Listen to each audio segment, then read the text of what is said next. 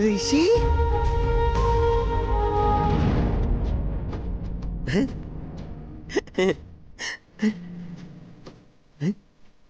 ഋഷിയുടെ മാലാഖിയാണല്ലേ? ഋഷി മാലാഖിയും കൂട്ടിയാ വന്നേ?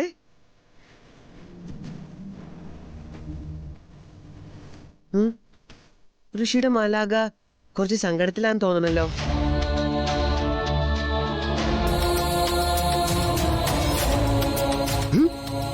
മാലാഖ സങ്കടപ്പെടണ്ട കേട്ടോ, നമുക്ക് സങ്കടം എല്ലാം മാറ്റാം.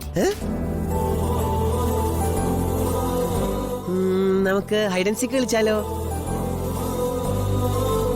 നമുക്ക് ഋഷിയുടെ മാലാഖയൊപ്പം കൂട്ടാം. അപ്പൊ മാലാഖയുടെ സങ്കടം ഒക്കെ മാറും. ഋഷി വാ, മാലാഖ അകത്തേക്ക് വാ. സിദ്ധുവേട്ടാ, ഈ മാലാഖ വെറുതെ ഇങ്ങോട്ട് വന്നതല്ല, ഞാൻ വിവാഹം കഴിച്ചു കൊണ്ടുവന്നതാ. ആ ഓഡിറ്റോറിയത്തിൽ വെച്ചായിരുന്നു ഞങ്ങളുടെ വിവാഹം. ഏട്ടനത് മനസ്സിലായില്ല അല്ലേ? അപ്പൊ ഋഷിയുടെ കല്യാണം കഴിഞ്ഞോ?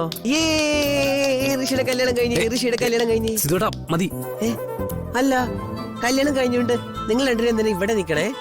വാ, അകത്തേക്ക് വാ. വാ വാ വാ വാ സിദ്ധുവേട്ടാ. കല്യാണം കഴിഞ്ഞ് വരുന്നവർക്ക് വീട്ടിലേക്ക് പ്രവേശിക്കണമെന്നുണ്ടെങ്കിൽ ചില ആചാര മര്യാദകളൊക്കെ പാലിക്കേണ്ടതായിട്ടുണ്ട്. കല്യാണം കഴിഞ്ഞു വരുന്ന പെണ്ണിനെ നിലവിളക്ക് കൊടുത്തു വേണം അകത്തേക്ക് ആനയിക്കേണ്ടത്.